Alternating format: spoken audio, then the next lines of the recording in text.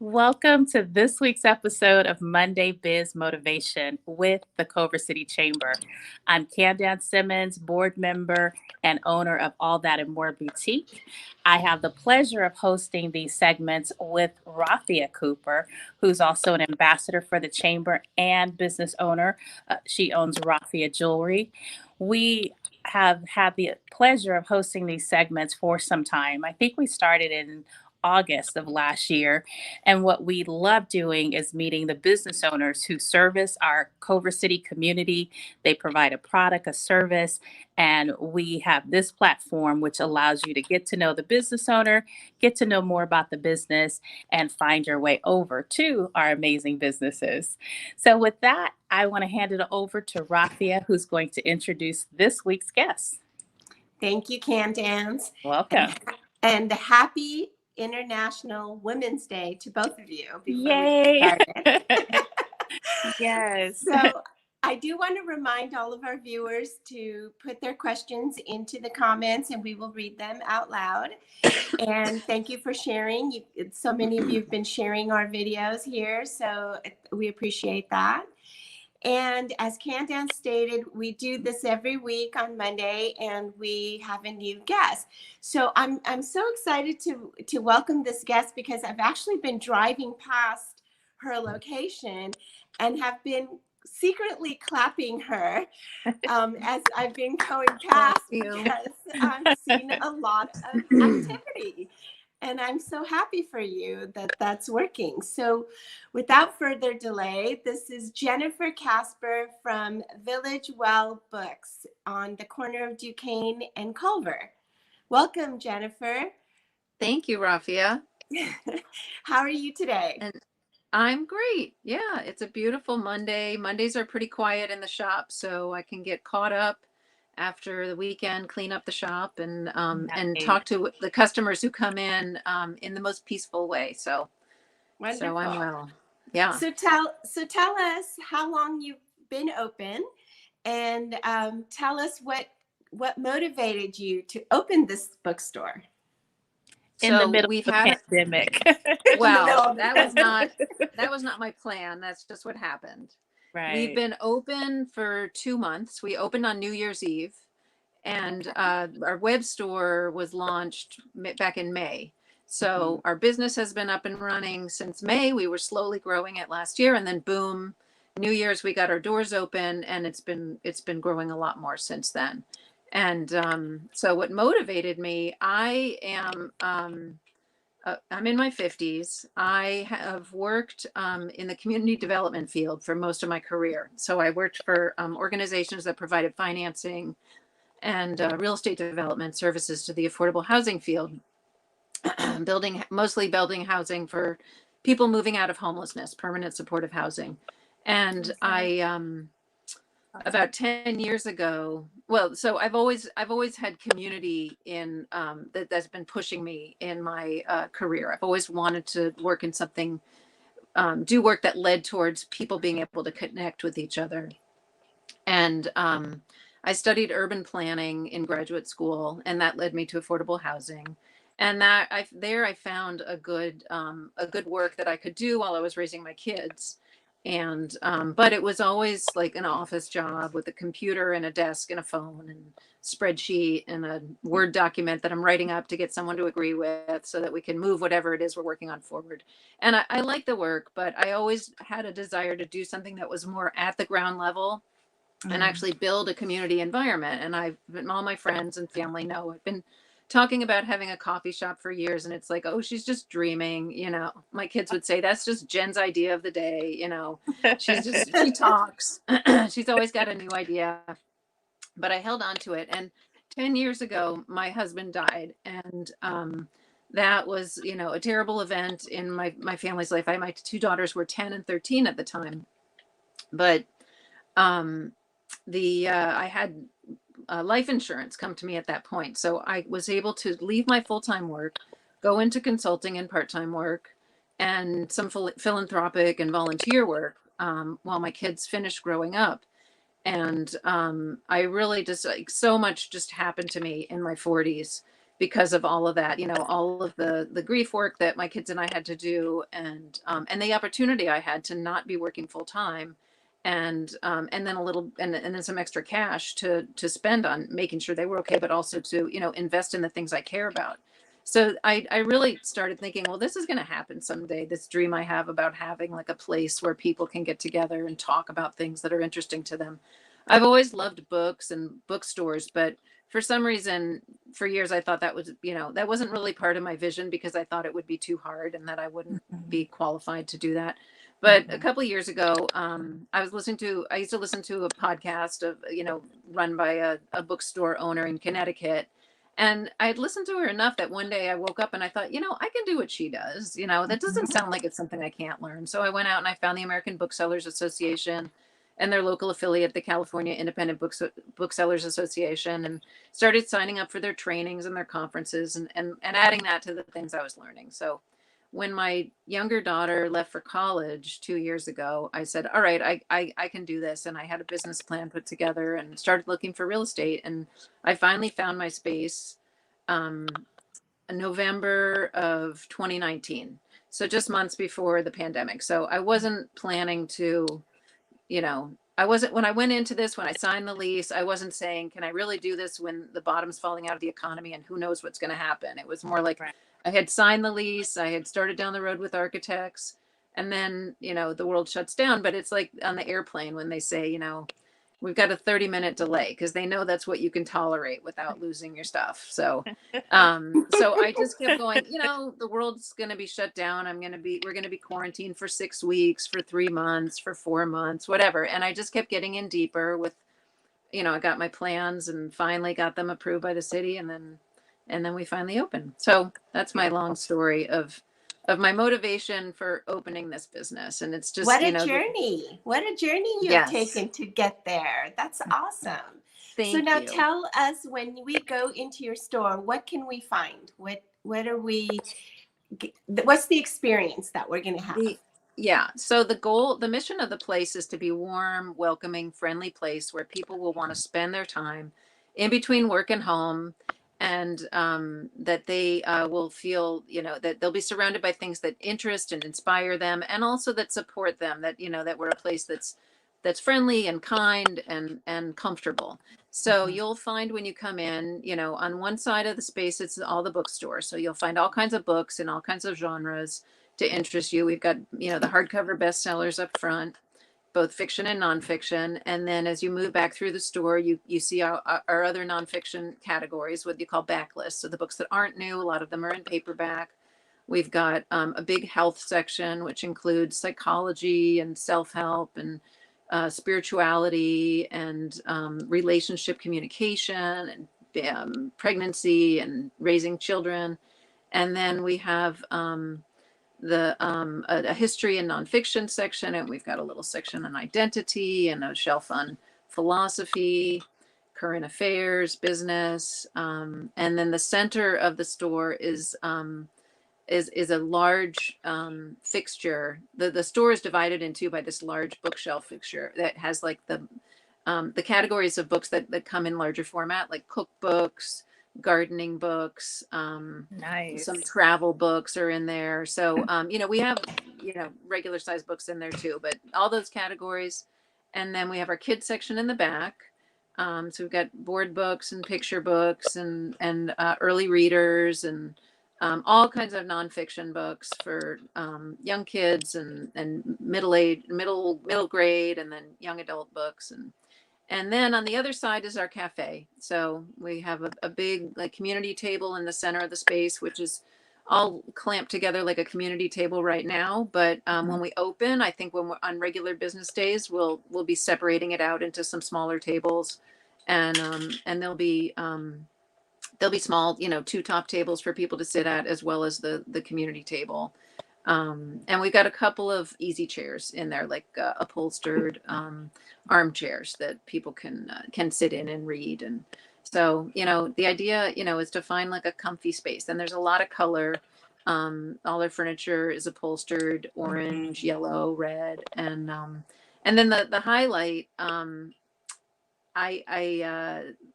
should probably just put a mask on and walk out and there and show it to you. But we have this mosaic that we had made by a nonprofit that I sat on the board of for about 10 years. It's called Piece by Piece.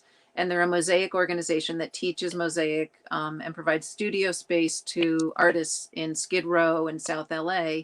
And these are all folks who are moving out of homelessness or who may still be experiencing homelessness. And the art program is like a therapeutic activity for them. And they're supported in their creative expression and then in their ability to participate in creation of commissions like the one that I gave them. So we designed a mural with them that includes landmarks from all over Culver City. It's a long horizontal that goes across the front of our coffee bar, and it's very colorful. The Sony rainbow is right in the center of it, and people can come in and see things that they recognize from their community. And we also, in addition to having the spirit of this nonprofit organization and all these wonderful people's healing in it, we also connected it with our local schools by reaching out through the school district art programs to find children who wanted to do little mosaics that would be incorporated into it. So we handed out a couple of hundred mosaic kits and got back little hearts and flowers and coffee cups that got incorporated into the mural. And we have a lot more that we haven't that didn't make it into that mural. So we're creating other vines to go around the space that have that. So I just love seeing a kid come in and find the little piece that they made and feel that tangible connection with our space. How That is special. beautiful how you've taken your life, your experiences, and your journey and really brought it into a very collective community space where Yeah. everyone can come in and experience, have an amazing experience based on your journey. Yeah. So thinking about that and where we currently are with COVID and being able to open up at 25%, I did have a chance to go to your Facebook page. And as you were speaking, I could visually see all the things that you were describing. What are some of the things that you're currently doing now in this protocol that we have? So what can folks experience, as Rafia said earlier, coming into your place? What can we do in your space now? Oh, so you can shop like a regular customer in a bookstore. You can't you can buy your coffee and your pastries or your sandwich or your salad at our cafe. You can't sit down and eat it inside, but you can take it outside. We have some outdoor furniture. You can I browse saw books. that. We can only allow 8 customers at a time in the space. We've got Okay. our maximum capacity is 15 people, but we often have a decent number of staff because of the 2 businesses. So we just say 8 customers at a time. And during the week, there's not usually a line. So if you came over now, you probably wouldn't have to wait, and you could come in and you would feel comfortable because there wouldn't be a lot of other people around you. So you Okay. wouldn't worry about, always, being shoulder to shoulder with other people. Mhm. So it's, we've got outdoor seating and the only thing you can't do is sit down in the space or shop with a lot of people around you. Okay, great. So, Are you yeah. still offering curbside pickup and Yeah. online? Okay, perfect. Yeah. Oh, so our website is still, our website will always be a part of how we do business. I think a lot of bookstores didn't have a strong web presence before COVID. And now they do. And I, because our store was opening up just as COVID was happening, we launched our website early, and I'm sure that'll always be a big part of how we do business. So a lot of people will just order online and then they select pick up at the store. So they come in, they've either paid for it in advance and we can just hand it to them and they go. And if they don't want to come in the store, they can call us and say, I'm here to pick up my order, and we'll meet them at the door or at the window of their car. And or they pay for it, they don't pay for it online, and then they either have to come in with their credit card, or we meet them at the door, grab their credit card, run it over. But most Awesome. people are just coming in and doing their transaction. So That's we great. have a couple of comments. Okay. Yes. So Jeff Cooper, who's my husband, is making a comment saying, in an age when so many bookstores have closed, here you are opening up. Is it a leap of faith or a sound business decision based on carving out a niche in the local community? I think, has your husband come into our store? I've met a Jeff We have Cooper. not come in yet. We Oh, drive by a lot. okay. Well, And someone with his name has been in. It's both. He's got is very astute. I mean, anytime you start a new business, it's a leap of faith. But so far, I think that it was really justified that the environment is ripe for it now. The bookstores went out of business in the aughts and the teens because of ebooks and because of Amazon. And people got tired of ebooks. There was a time like around, I think 2012, the sales of ebooks started leveling off. And people just, I'm not saying nobody reads on ebooks, but people, enough people said, no, I really just want to hold a book in my hand and read on paper. That book sales have risen along with ebooks in that, since like 2012, or maybe ebooks have had some kind of a decline. I think a lot of people look at, reading a book as their time to get offline. Like the last thing I do before I go to bed is not going to be digital. It's going to be analog. I'm going to have a piece of paper, a book with paper in my hand, and that's how I'm going to make my mind calm down. So we've learned that about ourselves and our experience with digital lives.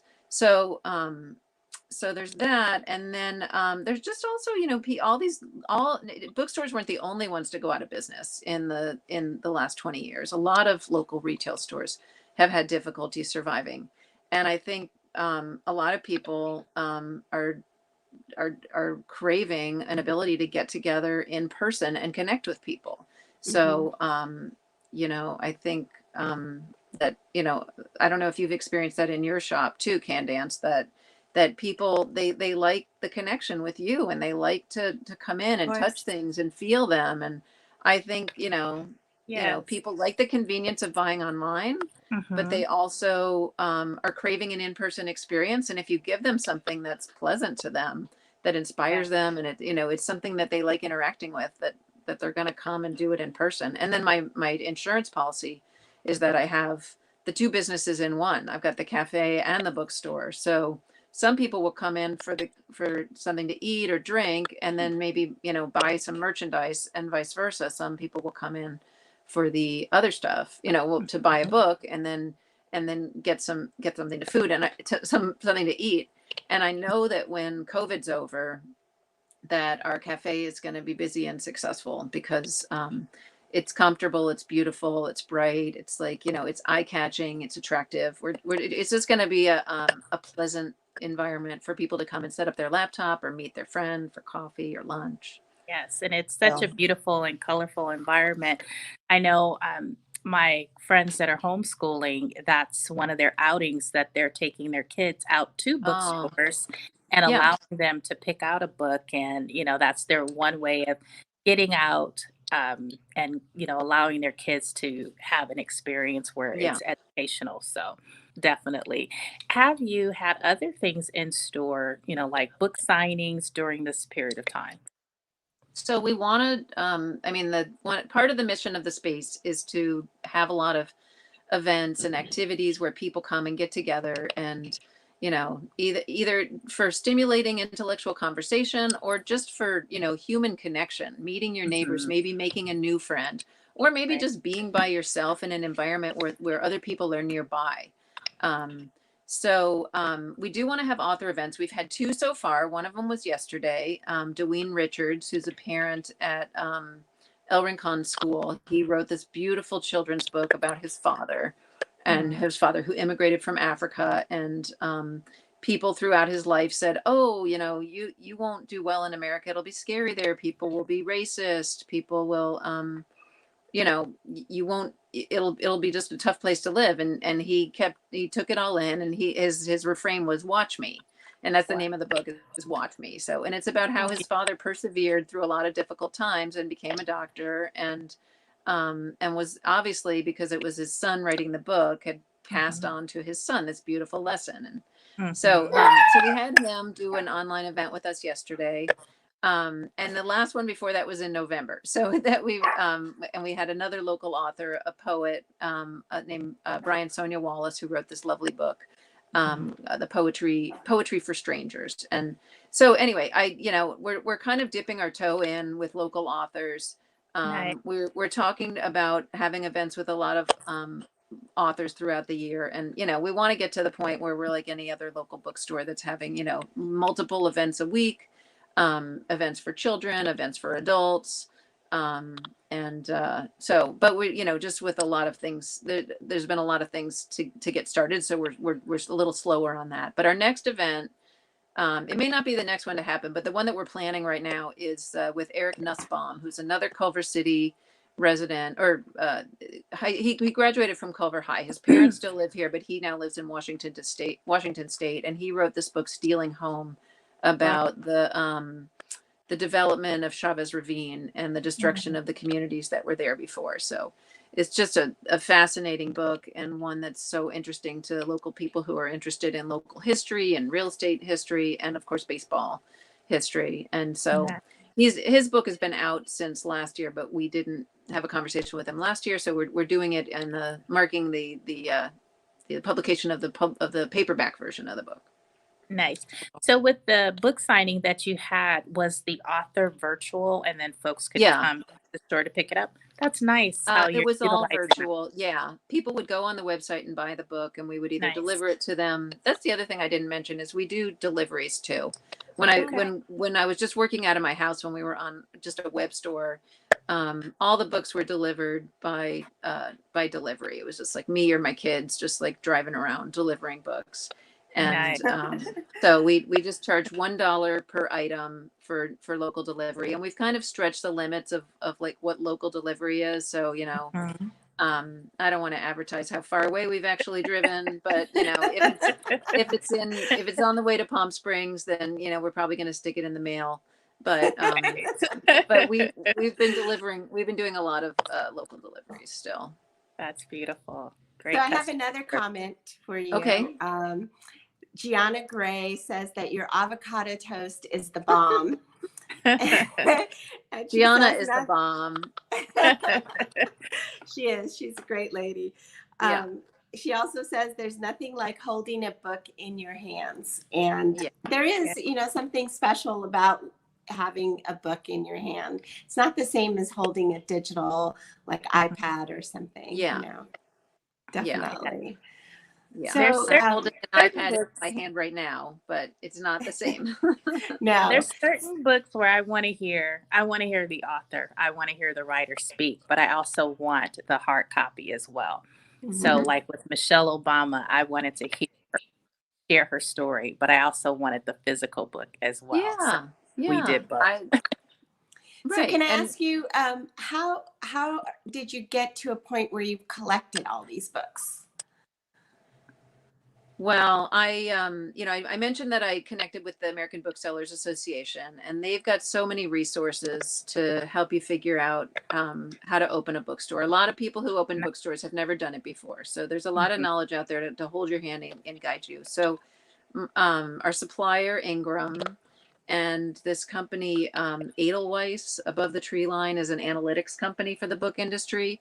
And I got lists from them I just got, I answered some questionnaires for them about the kinds of topics we want to carry and the number, the shelf space that we're going to have to estimate the number of titles we want. And they just gave me lists to go through. And so I probably got lists of like 15,000 titles of books. And over the course of probably 6 weeks in October and November, I went through those and just selected, yes, this one, no, that one. We ended up with about 10,000 titles that we used when we were opening. So it's really just, you could just go by what, nationally what sells best, but every market's going to be different, and every store is going to have its personality and what it's interested in. And honestly, I'm still learning.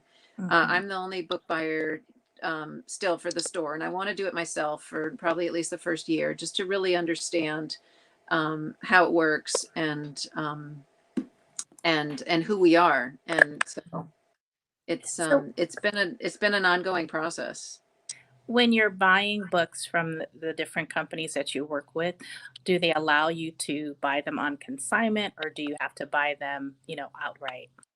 You buy them up front. The discount is typically 40%. Mhm. So if a book is $20, I'm paying 12 for it. And then you can return them if you don't sell them. Allow you to swap it out. They allow you to ship them back to their warehouse. You pay for the shipping if you do that. And then Mhm. also, I don't think I get 100% of what I paid for it back. But if I paid 40% of the price, I probably can get 50% back when I send it back to them. So if it, like in that example, the $20 book that I paid 12 for, I can probably get 10 for it if I don't sell it and I have to send it back to them. So it's And you not lose a little bit of money. it's a lot lower risk probably than your business, Candance. If you are selling somebody's stuff not on consignment, you probably don't have the opportunity to have them buy it back from you if you don't sell it.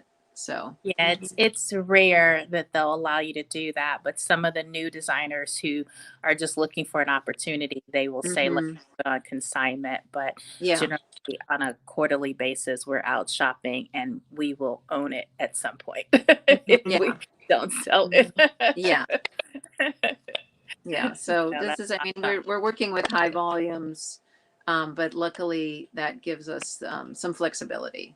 That's But awesome. Thank I you. haven't done my first returns yet. So I'm sitting in my little closet office surrounded by boxes of books that I need We to love it. sort We love out and figure out what to do with next. And they're just starting to pile up in an oppressive way. So I really need to put that on my task list to do my it. first set of returns.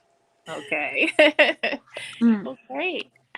Well, Jennifer, we have really enjoyed all that you've shared with us. And like I said earlier, I'm excited. I can't wait to come and visit your space. I did go online. I saw all the photos and everything, and we encourage our viewers to do the same. Your online store looks amazing. I, Thank clicked you. clicked through several authors that I was considering, and the one thing that we really enjoy, Rafi and I both enjoy supporting, as well as the chamber members.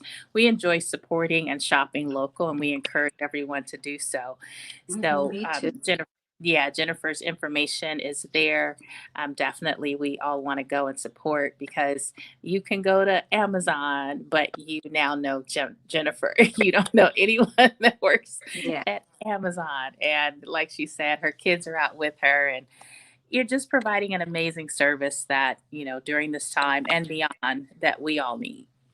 Well, and Yeah. it's also an Thank you. experience. It's an Mhm. experience to go in there and shop. And if you guys haven't been there, it's on the corner of Duquesne and Culver, the Village Well bookshop and coffee shop.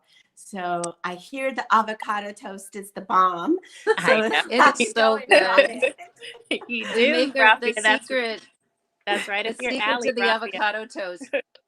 What is the Sorry. secret to the avocado toast? It's our homemade pickled onions. They make it so Ah, good. Yeah, sprinkled on okay. top. I've got some right behind the iPad now. I'm going to enjoy for my lunch when I'm done with this call. See, and you're Wonderful. even sharing secrets. I Yeah, love avocado toast. I'm gonna have to come and try it. please Definitely. do. Well, I would I've love to see you actually there. been so happy to see that you've had a line out your door, that you've Mhm. had people inside, that you've had, a good steady flow of customers, and that's wonderful. Yeah. Thank you Yes. so much. We So Yeah, wish this you has all the been a great best. opportunity. Thank you. thank you. So if you haven't shared it, we'd like to ask the question. This is Monday Biz Motivation. So Jennifer, what motivates you? What motivates me? Well, two things. One, on the human side is just meeting, interacting with staff and interacting with customers. And people come in and they appreciate the environment and are so grateful and expressive about it. And I just, that motivates me. And then, the bottom line, just like seeing that we've been having a financial success and that we're going to be able to pay our rent. And I Mhm. mean, I haven't really started looking at all the numbers, but just knowing that the revenue is strong already, it's incredibly motivating. And it's funny because I've always just had regular jobs in the past, and I knew whether I did a good job or a bad job, I got to get my paycheck. And Right. so I was surprised by this, but how every day I get in the morning and I pull up my numbers from the previous day and I go, oh yeah, that was a good day. Awesome. This is gonna work. Yeah. Good. Good. So, That's Rafia, wonderful. Yes, what what Candance. what's your motivation for this week? What are you working on? I am very motivated by nature, and I'm seeing a lot of colors out there in florals and just greens. And even in my own yard, I'm seeing so Mhm. many blooms of flowers coming through. And that's what's motivating me because between those colors, I kind of transfer that to a gemstone, Mhm. and it just the colors are just so vibrant and so beautiful. That's what's Mhm. motivating me. Nice. Nice. What So, about you? well, my motivation, I mean, this is Women's History Month, and today is International Women's Day. And, there's just been so much going on. And I was talking to a friend last week, and, there's so many things going on. And we could quickly become afraid and say, no, I'm not going to do this. No, I'm not going to go there. But my motivation this week is saying yes to more. And I look back at over last year in the midst of the pandemic, there were so many opportunities that presented themselves that I said yes to. And I said yes, and I was afraid, but I still said yes anyway. And so this week, my focus is continuing to look for more opportunities to say yes and helping other women do the same. Let's do it even though we're afraid. Let's do it even though all the signs could be pointing to maybe not, but a lot of the things that I knew would have challenged me before are no longer there. I don't have to worry about traffic. You can pop up and be in any platform, on any panel, in any setting just by clicking that green light that says live. You're now having I a love it. conversation. So it's like, say yes. A lot of things come up and we want to hesitate, we question ourselves, but really pushing ourselves beyond our limits and saying yes to more. So that's my motivation. I couldn't agree with you Mhm. more. We do have to say yes. And look Mhm. at even this platform that we're doing. Right. We're in the comfort of our own space, and we're Mhm. able to, hop on and give a whole lot of information to people Right. out there. Yes. And Yeah. now our community knows more about Jennifer, her story, and it's just so inspiring, to know how you transition into this journey and what you're teaching your daughters to, again, say yes to. And it's all a part of the journey as to how we land exactly where we are right now. So So does Jennifer, do both your daughters work with you, or one is in college, right? Yeah, one's in college and one's out of college. So the one who's in college, when she was home over break, she was here with us when we opened. So she did a lot of work in the store for the first couple weeks that we were open. And the other one is just making her way into the world. So she's got a job, not here. Yeah. And she's living in New York now too. So Oh, wow. yeah, Okay. but they're with me in uh, spirit. Yeah. yes. So with that being said, Jennifer, we told you we would hold you here for a half hour. We're a little bit beyond the half hour mark, but we do want to share some of the upcoming events that we have happening with the Culver Exactly. City Chamber. And hopefully, Jennifer, it's virtual. Maybe you could join us, especially one that we really think would be a great connection opportunity for you, which is the coffee and combo. But I'll get to that one. Rafia, you want to Yeah. take the biweekly ones that we have going on? Okay, so let's see. On today at 2:30, we have the biweekly COVID-19 Business Roundtable, which happens every other Monday. So that's this afternoon at 2:30. Mhm. Do you want to read the next? Sure. So we have an event coming up. It's continuing to navigate COVID-19, the variances, the vaccines, and the future ahead. It's actually a lunch and learn that's offered by Kaiser. We'll be joined by the LAX Coastal and the Santa Monica Chamber, and that's Wednesday the 10th from 11:45 to 1 p.m. So great discussions on COVID-19 vaccines and how do we move forward. Wonderful. And then Thursday, we have joint Thirsty Thursday with the Greater San Fernando Valley and Long Beach area chambers. And it's this Thursday, March 11th from 4 to 5 p.m. And we also have labor law updates coming up on March 12th from 10 a.m. to 12 noon. Things that we all need to know if we have employees. And then we have the There it is. Coffee and Commerce. So that's on Wednesday, March 17th. And it's 8:30 a.m. to 10 a.m. And any businesses or anybody that wants to network can sign up for this and come join us. It's virtual, so you don't have to get dressed up and go anywhere. Maybe just, show up. Hit the live button and hit the Hit the join like button, like Candance says. We won't care if you wear your pajama bottoms. Right. Right. But it's a great networking opportunity. So please join us. We used to have these live usually at 7:30 in the morning. So you get to sleep in an hour, and it's kind of nice. You don't have to drive anywhere. Come join us, okay? And you get to connect with people. We do breakout rooms, breakout sessions. So you're definitely able to walk away with more connections than when you entered the room. Exactly. Great networking opportunity. Yeah, and don't forget about our brand new website. We have a new section out there, discovercover.com. Visit it today. You can find out great places to eat, shop, stay, and play in Culver City. Wonderful. Okay, and so today we've been talking to Jennifer from the Wishing Well bookstore on the corner of Duquesne and Culver. And does not forget about her avocado toast at her coffee shop. and go see what she's all about. She has a great little store going here, and I can't wait till there's no pandemic so that we can actually go and browse and hang out, and it's going to be so nice just to like walk around downtown, Yes. eat some dinner, go to a movie, and then go to the bookstore, Yeah, Right. Yes. I agree. I'm with you. Waiting for that day. Are you serving desserts?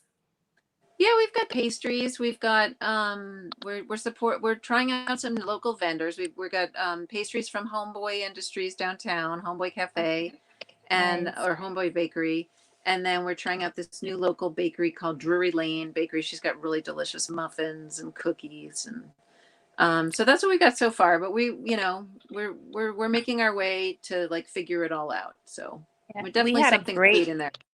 we had a great dessert company on. It was called Milk and Brookies. So it's a brownie cookie, and they Yeah. pre-pack it too. So someone to consider.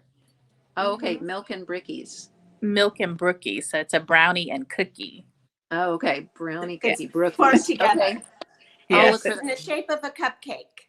Right. Oh, wow. Yeah. That sounds But good. They were on But Shark. as you too. get to open later at night, or later hours, it'll be great to have dessert too. Yes, Definitely. and we've got our application in to serve beer and wine as well. So hopefully we'll Nice.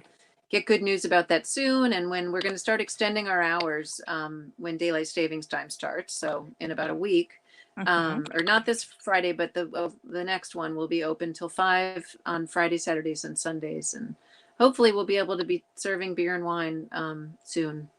When Nice. especially for that after work crowd. Wonderful. I can't wait. Wish you all the best. I think Thank you. This is a great business that you're doing. Thank you, Rafia and Candance. It's really been nice talking to you. Oh, Thank you're you for welcome. coming on. And anybody else out there who wants to join us on a Monday, tell us about your business, please contact us or the chamber. And please go visit the chamber website for any of the events that we've listed here. Definitely. Goodbye, everyone. Stay motivated and stay safe. Bye. Thanks, everyone. Bye.